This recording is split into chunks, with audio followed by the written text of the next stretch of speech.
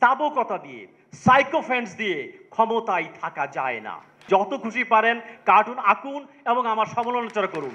পৃথিবীর প্রত্যেক সরকার মিথ্যা বলে, পৃথিবীর প্রত্যেক সরকার জনগণের থেকে তথ্য লুকায়। সাংবাদিকের দায়িত্ব হচ্ছে সেই মিথ্যার জায়গায় সত্যকে প্রতিষ্ঠিত করা। বাংলাদেশ থেকে আপনারা জানেন 28 লক্ষ কোটি টাকা 16 বছরে পাচার হয়ে গেছে। মানুষ বুঝতে পারে না, 28 লক্ষ কোটি টাকা বোঝা যায় না। আমি যেহেতু সাংবাদিকতা মানুষ, আমি বুঝিয়ে দিই এই অর্থে 28 লক্ষ কোটি টাকা দিয়ে 95টি পদ্মা সেতু করা সম্ভব ছিল। কোন দেশের টাকা জানেন? হৃদয় কেঁপে উঠে। যে দেশে 500 টাকা বিধবা ভাতার জন্য, এক মাসে 500 টাকার জন্য 5 মাইল হেঁটে যায় একজন বিধবা, 700 টাকা বয়স্ক ভাতার জন্য 10 মাইল হেঁটে যে উপজেলা সদরে নেয়, সেই দেশের গরিব মানুষের 28 লক্ষ কোটি টাকা পাচার হয়ে গেছে। ক্যামেরায় ওয়াও, স্টাইল দেখাও, Xenon X21 পারলে ঠেকাও। করোনার সময় আমরা দেখেছি এই যে সাবেক স্বাস্থ্যমন্ত্রী নাসিমকে নিয়ে একটা কটাক্ষ করার জন্য বেগম রোকেয়া বিশ্ববিদ্যালয়ের একজন নারী শিক্ষককে কারাগারে পাঠানো হয়েছে।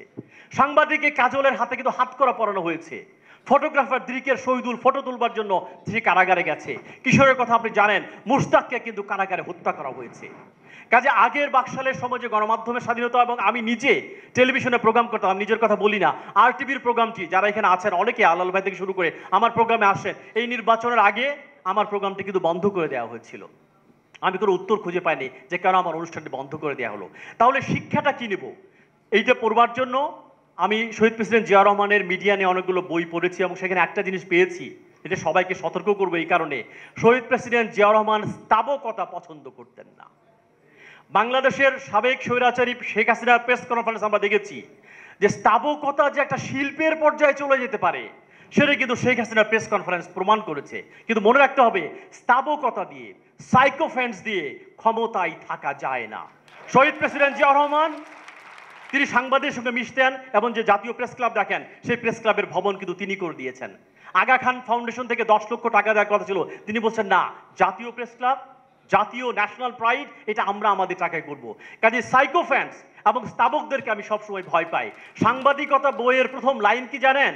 পৃথিবীর প্রত্যেক সরকার মিথ্যা বলে, পৃথিবীর প্রত্যেক সরকার জনগণের থেকে তথ্য লুকায়। সাংবাদিকের দায়িত্ব হচ্ছে সেই মিথ্যার জায়গায় সত্যকে প্রতিষ্ঠিত করা, যা সরকার লুকাতে চায় সেটাকে প্রকাশ করতে পারা। সাংবাদিকরা যেন প্রকাশ করতে পারে, যারা সমালোচনা করতে পারে, সেই জায়গাটা নির্মাণ করার নাম হচ্ছে ডেমোক্রেটিক মূল্যবোধ।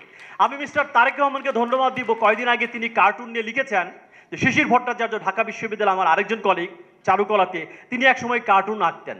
তাকে নিয়ে আঁকতেন, তৎকালীন প্রধানমন্ত্রীকে আঁকতেন। তিনি বলেছেন আমি উন্মুক্ত করে দিলাম, তিনি যত খুশি পারেন কার্টুন আঁকুন এবং আমার সমালোচনা করুন। এই যে টলারেন্সের লেভেল, এইটা আমাকে মুগ্ধ করেছে। এবং 5 আগস্টের পরে মিস্টার তারেক রহমানের একটি বক্তব্য আমার হৃদয় স্পর্শ করেছে। প্রথম বক্তব্য তিনি বলেছেন, বাংলাদেশ মুসলমান থাকবে, বৌদ্ধ থাকবে, খ্রিস্টান থাকবে, হিন্দু থাকবে, তার পরের লাইনটা খুব ইম্পর্টেন্ট, বিশ্বাসীও থাকবে, অবিশ্বাসীও থাকবে।